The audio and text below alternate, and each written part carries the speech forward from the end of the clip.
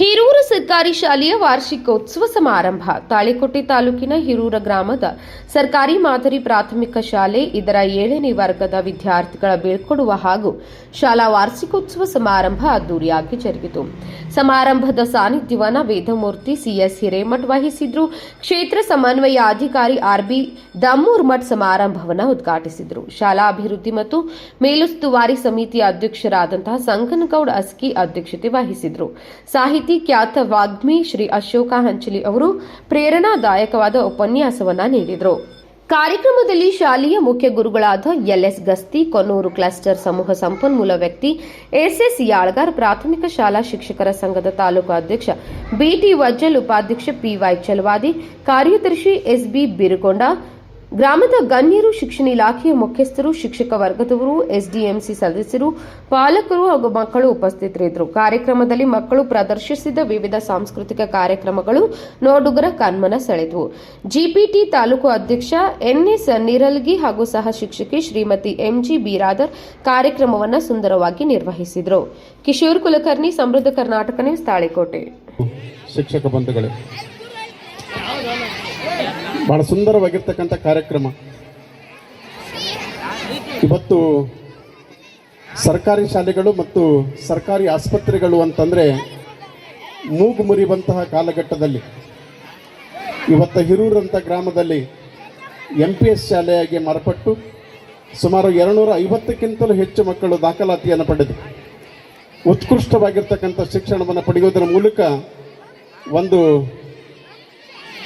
26-27ನೇ ಸಾಲಿಗೆ ಈ ಶಾಲೆಯಲ್ಲಿ ನಾವು ಇಂಗ್ಲೀಷ್ ಮಾಧ್ಯಮವನ್ನು ಆರಂಭ ಮಾಡುವುದರ ಮೂಲಕ LKG UKGಗಳನ್ನು ಪ್ರಾರಂಭ ಮಾಡುವುದರ ಮೂಲಕ ಈ ಶಾಲೆಯನ್ನು ಮತ್ತಷ್ಟು ಬೈಲಿಂಗ್ವಲ್ ಶಾಲೆಯಾಗಿ ಮಾರ್ಪಡಿಸೋದಕ್ಕೆ ನಾವು ಖಂಡಿತವಾಗಿಯೂ ಇಲಾಖೆಯಿಂದ ಪ್ರಾಮಾಣಿಕವಾಗಿ ಪ್ರಸ್ತಾವನೆಯನ್ನು ಸಲ್ಲಿಸ್ತಾ ಇದ್ದೇವೆ.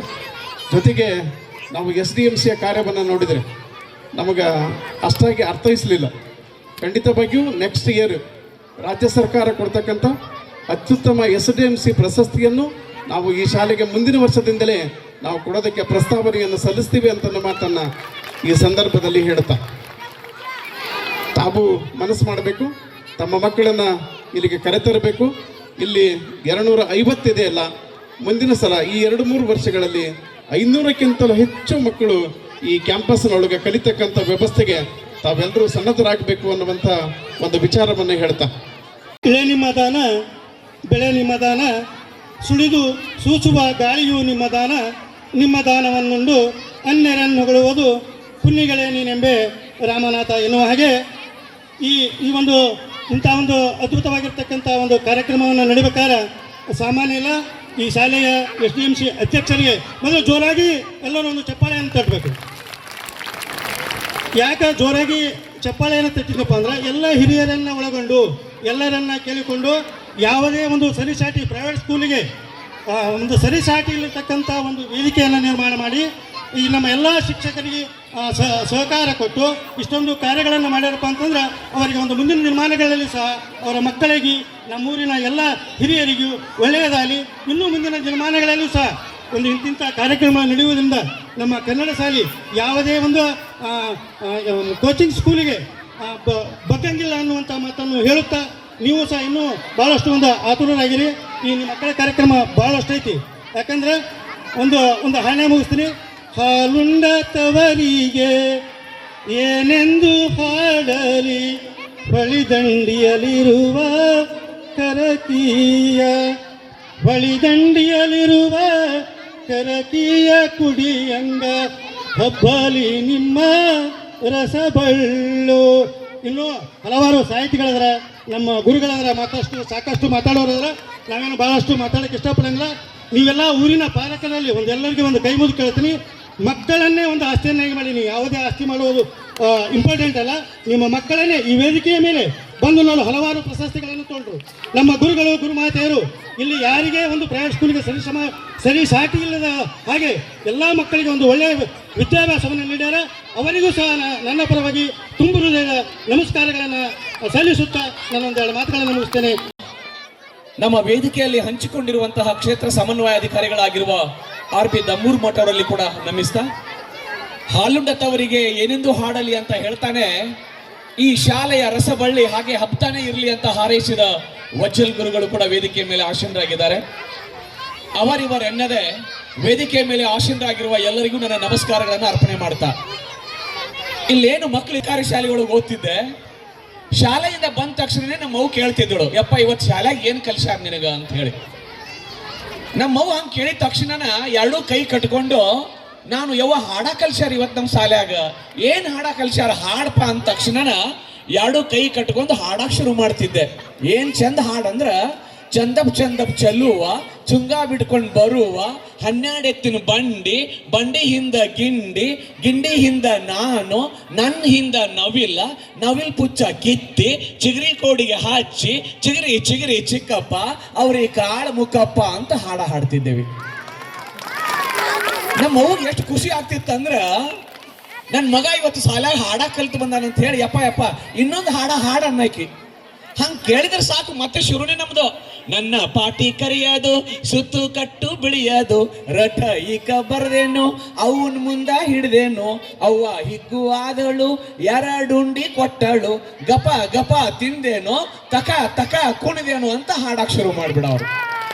ಏನ್ ಚಂದಿತ್ತಲ್ಲ ಅದು ನಿಮ್ಮ ಬಾನಿಗೆ. ಹಂಗೆ ನಾವೆಲ್ಲ ನಿಮ್ಮ ಹಾಗೆ ಸರ್ಕಾರಿ ಶಾಲೆಯೊಳಗೆ ಕಲಿತು ಬಂದಿವಿ. ಹಾಡು ಅಂದ್ರೆ ಸಾಕು, ಅವತ್ತು ರೈಮ್ಸ್ಗಳಂದ್ರೆ ಎಷ್ಟು ಚಂದ ಇತ್ತು ಅಂದ್ರೆ ನಮಗೆ ಭಾಳ ಚಂದ. ಏನು ಕಾಗೆಗೂಡು ಮರದಲ್ಲುಂಟು ಕಾಕಾಗಾಂಗ್ಯ, ಚಂದ ಮಾಮ ಬಾನಲ್ಲುಂಟು ಚ ಚ ಚ ಚಯ್ಯ, ಟಗರಿಗೆ 2 ಕೋಡುಗಳುಂಟು ಟ ಟ ಡ ಡನ, ತಾತನ ಕೋಲು ಮೂಲೆಯಲ್ಲುಂಟು ತ ತ ದ ಧನ, ಪಾಪನ ಮುಖವು ಅಂದ ಉಂಟು ಪ ಪ ಪ ಪ ಮ, ಯಾರಿಗೆ ಉಂಟು ಯಾರಿಗೆ ಇಲ್ಲ ಯಾರಲವಶ ಅಂತ ಹಾಡಿದ ತಕ್ಷಣ ಎಷ್ಟು ಖುಷಿ ಆಗ್ತಿತ್ತು ನಮಗೆಲ್ಲ ಅಂತ. ಎಲ್ಲಿ ಕಲ್ತೀವಿ ಈ ಹಾಡುಗಳನ್ನ? ಇದೇ ಕನ್ನಡದ ಶಾಲೆಯ ಅಂಗಳದಲ್ಲಿ ಹಿರೂರಿನ ಮಾದರಿ ಪ್ರಾಥಮಿಕ ಶಾಲೆಯ ಮಕ್ಕಳು, ಈ ಎಲ್ಲ SDMC ಅಧ್ಯಕ್ಷರು ಸದಸ್ಯರೆಲ್ಲ ಸೇರ್ಕೊಂಡು ಉತ್ಸಾಹಿ ಗುರುಗಳ ಬಳಗ ಇಲ್ಲಿ ಕುತ್ಕೊಂಡಿದೆ. ನಾವು ಯಾರಿಗೂ ಕಡಿಮೆ ಅಲ್ಲ. ಸರ್ಕಾರಿ ಶಾಲೆಯಲ್ಲಿ ಹುಟ್ಟಿದಂತ ಮಕ್ಕಳು, ಓದಿದಂತ ಮಕ್ಕಳು ನಾಡ ಬೆಳಗುವಂತ ನಕ್ಷತ್ರಗಳಾಗಿದ್ದಾರೆ. ಅಂತ ಮಕ್ಕಳನ್ನ ಕೊಡುವಂತ, ಸೃಷ್ಟಿ ಮಾಡುವಂತ ಶಕ್ತಿ ನಮಗಿದೆ ಅಂತ ಹೇಳಿ ಹಿರೂರಿನ ಈ ಪ್ರಾಥಮಿಕ ಶಾಲೆ ಇವತ್ತು ಇಂಥ ದೊಡ್ಡದಾದ ಕಾರ್ಯಕ್ರಮ ಮಾಡ್ತಾ ಇದೆಯಲ್ಲ, ಅವರಿಗೆ ಜೋರಾದ ಅಭಿನಂದನೆಯ ಚಪ್ಪಾಳೆಗಳನ್ನ ಸಲ್ಲಿಸ್ತೇವೆ. ನಾವೆಲ್ಲ ಯಾಕೆ ಸಲ್ಲಿಸ್ತೇವೆ, ಹೆಂಗೆ ಸಲ್ಲಿಸ್ಬೇಕು ಗೊತ್ತೇನು ನಿಮಗೆಲ್ಲ ಮಕ್ಕಳು? ನೀವೆಲ್ಲ ಅವಾಗ ನಾವು ಹಾಡ್ತಿದ್ದೇವಲ್ಲ, ಹತ್ತಿ ಕಟ್ಗಿ ಬತ್ತಿ ಕಟ್ಗಿ ಬಾವನವ್ರು ಬಸಪ್ಪನವ್ರು ಪಂಚಂ ಪಗಡಂ ನೆಲಿಕಟ್ಟಿ ಹನುಮ ದಾತರ ಧರ್ಮ ತಿಪ್ಪಿ ಮೇಲೆ ಕೋಳಿ ರಗತ್ತ ಬೋಳಿ ಸಕ್ಕರೆ ಶುಂಠಿ ಅಂತಿದ್ರಿ. ಸಕ್ಕರೆ ಅಂದ್ಕಳೆ ಕೈ ತಕ್ಕೋತಿದ್ರಿ. ಆಮೇಲೆ ಶುಂಠಿ ಅಂದ್ರೆ ಮತ್ತೆ ಪಂಚಂ ಪಗಡಂ ನೆಲಿಕಟ್ಟಿ ಹನುಮ ದಾತರ ಧರ್ಮ ಅಂತ ಹಾಡಕ್ಕೆ ಶುರು ಮಾಡ್ತಿದ್ರಿ. ಎಲ್ಲರೂ ಕೈ ತಕ್ಕೊಂಡ ಮೇಲೆ ಕೈ ಎಲ್ಲಿಟ್ಟು ಕದ್ದಾಗಿಟ್ಟ್ಯಾ, ಕದ ಏನು ಕೊಡ್ತು? ಶಕ್ಕಿ ಕೊಡ್ತು. ಶಕ್ಕಿ ಏನು ಮಾಡಿದಿ? ಒಲಿಗೆ ಹಾಕಿದ್ಯಾ. ಒಲಿ ಏನು ಕೊಡ್ತು? ಬೂದಿ ಕೊಡ್ತು. ಬೂದಿ ಏನು ಮಾಡಿದಿ? ದೀಪಿಗೆ ಹಾಕಿದ್ಯಾ. ದೀಪ ಏನು ಕೊಡ್ತು? ಗೊಬ್ಬರ ಕೊಡ್ತು. ಗೊಬ್ಬರ ಏನು ಮಾಡಿದಿ? ಹೊಲಕ್ಕೆ ಹಾಕಿದ್ಯಾ. ಹೊಲ ಏನು ಕೊಡ್ತು? ಜೋಳ ಕೊಡ್ತು. ಜೋಳ ಏನು ಮಾಡಿದಿ? ಕುಂಬಾರ ಕೊಟ್ಟ್ಯಾ. ಕುಂಬಾರ ಏನು ಕೊಟ್ಟ? ಗಡಿಗೆ ಕೊಟ್ಟ. ಗಡಿಗೆ ಏನು ಮಾಡಿದಿ? ಬಾವ್ಯಾಗ ಬಿಟ್ಟ್ಯಾ. ಬಾವಿ ಏನು ಕೊಡ್ತು? ನೀರು ಕೊಡ್ತು. ನೀರು ಏನು ಮಾಡಿದಿ? ಗಿಡಕ್ಕೆ ಹಾಕಿದ್ಯಾ. ಗಿಡ ಏನು ಕೊಡ್ತು? ಹೂವ ಕೊಡ್ತು. ಹೂವ ಏನು ಮಾಡಿದಿ? ದೇವ್ರಿಗೆ ಎರ್ಸಿದ್ಯಾ. ದೇವ್ರ ಏನು ಕೊಟ್ಟ? ಗಂಟಿ ಕೊಟ್ಟ. ಗಂಟಿ ಏನು ಮಾಡಿದಿ? ಐ ಮುತ್ತೆನ ಕೈ ಕೊಟ್ಟ್ಯಾ. ಐ ಮುತ್ತೆ ಏನು ಕೊಟ್ರು ಅಂದ್ಕೂಲೇನ, ಐ ಮುತ್ತೆ ಬೆನ್ನಿ ರೊಟ್ಟಿ ಕೊಟ್ರು. ಆ ಬೆನ್ನಿ ರೊಟ್ಟಿ ತಗೊಂಡು ಮಾಳಿಗೆ ಕುಂಬಿ ಮೇಲೆ ಕುಂತು ತಿನ್ನಾಕತ್ತಿದ್ಯಾ, ಕಾಗಿ ಬಂದು ಕಸ್ಕೊಂಡು ಹೋತು ಅಂತ ಹಾಡ್ತಿದ್ದೇವೆ ನಾವೆಲ್ಲ. ಅಂತಹ ಶಾಲೆಯೊಳಗೆ ಕಲಿತು ನಿಮ್ಮ ಮುಂದೆ ಬಂದು ನಿಂತು ಮಾತಾಡ್ತಾ ಇದ್ದೀವಿ ಅಂತ ಹೇಳಿದ್ರೆ ಅದಕ್ಕೆ ಸರ್ಕಾರಿ ಶಾಲೆಗಳೇ ಕಾರಣ. ಅದಕ್ಕೆ ನನ್ನ ಮಗನನ್ನು ಕೂಡ ನಾನು 7ನೇ ತರಗತಿಯವರೆಗೆ ಕನ್ನಡ ಮಾಧ್ಯಮದಲ್ಲಿ ಓದಿಸಿದೆ. ನನ್ನ 2ನೇ ಮಗನನ್ನು ಕೂಡ 6ನೇ ತರಗತಿಯವರೆಗೆ ಕನ್ನಡ ಮಾಧ್ಯಮದಲ್ಲಿ ಓದಿಸಿದೆ. ಕನ್ನಡ ಮಾಧ್ಯಮದಲ್ಲಿ ಓದಿದರೆ ಮಾತ್ರ ಆ ಮಕ್ಕಳು ನಿಜವಾಗಿ ಬೆಳೀತಾರೆ ಅನ್ನುವಂಥ ನಂಬಿಕೆ ನನಗಿದೆ. ಆ ನಂಬಿಕೆ ನಿಮಗೂ ಕೂಡ ಇರಲಿ ಅಂತ ಈ ಸಂದರ್ಭದೊಳಗೆ ನಾನು ಆಶಿಸ್ತಾ, ಭಾಳ ಚಂದ ಆಗಿದೆ, ಭಾಳ ಹೆಮ್ಮೆ ಅನ್ನಿಸ್ತದೆ. ಒಂದು ಸಮಾಜಮುಖಿಯಾಗಿ ಕೆಲಸ ಮಾಡೋದಕ್ಕೆ ಶುರು ಮಾಡಿದ್ರೆ ಎಷ್ಟು ಅದ್ಭುತ ಕೆಲಸ ಆಗ್ತವೆ ಅಂದ್ರೆ, ಇವತ್ತು ಸಂಗನಗೌಡ ಅಸ್ಕಿ ಅವರು, ಸರ್ ನಮ್ಮ ಊರ ಕಾರ್ಯಕ್ರಮ ಮಾಡ್ತಾ ಇದ್ದೇವೆ, ನಮ್ಮ ಗುರುಗಳ ಬಳಗ ನಿಮ್ಮನ್ನು ಕರೆಸಬೇಕು ಅಂತ ಹೇಳಿದ್ದಾರೆ, ದಯವಿಟ್ಟು ಬರಲೇಬೇಕು, ಯಾವುದಾದ್ರೂ ಕಾರ್ಯಕ್ರಮ ಇದ್ರೆ ಕ್ಯಾನ್ಸಲ್ ಮಾಡ್ಕೋರಿ ಅಂತ ಹೇಳಿ ನನ್ನನ್ನು ಅವ್ರು ಕರೀತಾರೆ. ಅವ್ರು ಕರೆದ ಮೇಲೆ ನೀವು ಅಧ್ಯಕ್ಷರಾಗಿ ಏನು ಮಾಡಿದ್ರಿ ಅಂತ ನಾವು ಅವ್ರಿಗೆ ಕೇಳಿದ್ದೀವಿ. ಭಾಳ ಮಂದಿ ಅಧ್ಯಕ್ಷರಾಗ್ತಾರೆ, ಭಾಳ ಜನ ನಮ್ಮ ಬಿಸಿ ಊಟದ್ದು ಅದು ಇದು ಒಂದಿಷ್ಟು ಏನಾದರೂ ಸಿಗ್ತದೇನೋ ಅಂತ ನೋಡ್ತಾ ಇರ್ತಾರೆ. ಆದರೆ ನೀವೇನು ನೋಡಿದ್ರಿ ಅಧ್ಯಕ್ಷರೇ ಅಂತ ನಾವು ಸಂಗನಗೌಡರಿಗೆ ಕೇಳಿದ್ದೀವಿ. ಅವ್ರು ಹೇಳ್ತಾರೆ, ಸರ್ ನಾನು ಬಂದಿದ್ದೀನಿ, ನನ್ನ ಕೈಯಿಂದ ಕೊಡೋದಕ್ಕೆ ನನ್ನಿಂದ ಸಾಧ್ಯ ಇಲ್ಲ, ಆದರೆ ಶಾಸಕರ ಅನುದಾನದಿಂದ ಏನು ಬರ್ತದಲ್ಲ ಅದನ್ನ ಶಾಲೆಗೆ ಹಾಕ್ಸಿ 2 ರೂಮ್ ಕಟ್ಸಿದ್ದೇನೆ. ಎಲ್ಲ ರೂಮ್ಗಳಿಗೆ ಟೈಲ್ಸ್ ಹಾಕ್ಸಿದ್ದೇನೆ. ಆಮೇಲೆ ಎಲ್ಲ ರೂಮ್ಗಳಿಗೆ ಗ್ರೀನ್ ಬೋರ್ಡ್ಸ್ ಹಾಕ್ಸಿದ್ದೇನೆ. ಇನ್ನೂ ನನಗೆ ಏನಷ್ಟೆಲ್ಲ ಮಾಡುವಂಥ ಶಕ್ತಿಯನ್ನು ದೇವರು ಕೊಡಲಿ ಸರ್. ನನಗೆ ಕೊಡದೇ ಇದ್ರು ಸಹ ಇಲ್ಲಿ ಚಿಂತೆ ಇಲ್ಲ, ಬೇರೆಯವ್ರ ಕಡೆಗೆ ಒಂದು ನಾನು ನನ್ನ ಊರಿನ ಶಾಲೆಯ ಋಣವನ್ನು ತೀರಿಸ್ತೇನೆ ಅಂತ ಹೇಳಿ ಇವತ್ತು ಸಂಗನಗೌಡರು ಅಸ್ಕಿ ಅವರು ಹೇಳಿದ್ರಲ್ಲ, ಅವರಿಗೆ ನಾವು ಅಭಿನಂದಿಸ್ತೇವೆ, ಜೋರಾದ ಚಪ್ಪಾಳೆಯನ್ನು ತಡ್ತೇವೆ ಅನ್ನುವಂಥ ಮಾತನ್ನು ಹೇಳಿ. ತಾಯಂದ್ರೆ, ನಿಮ್ಮ ಸಮಯವನ್ನು ನಾನು ಭಾಳ ತೆಗೆದುಕೊಂಡಿದ್ದೀನಿ ಅನಿಸ್ತದೆ. ನಿಮಗೆ ಒಂದೇ ಒಂದು ಕತೆ ಹೇಳಿ ನನ್ನ ಮಾತು ಮುಗಿಸ್ತೇನೆ. ನಾನು 4ನೇ ತರಗತಿಯವರೆಗೆ ಶಾಲೆಗೆ ಹೋಗಲಿಲ್ಲ. ಮುಂಜಾನೆ ನಮ್ಮವ್ವ ರೊಟ್ಟಿ ಮಾಡಕ್ಕೆ ಕುಂದಿರ್ತಿದ್ದಳು. ರೊಟ್ಟಿ ಊಟ ಮಾಡ್ತಿದ್ದೆ. ಅಪ್ಪ ಸಾಲಿಗೆ ಹೊಕ್ಕೀನಂತಿದ್ದಳು. ಸಾಲಿಗೆ ಹೊಕ್ಕೀನಂತ ಹೇಳಿ ಪಾಟಿ ಚೀಲ ತಗೊಂಡು ನಮ್ದು ಶೆಟ್ರ್ ಅಂಗಡಿ ಇತ್ತು,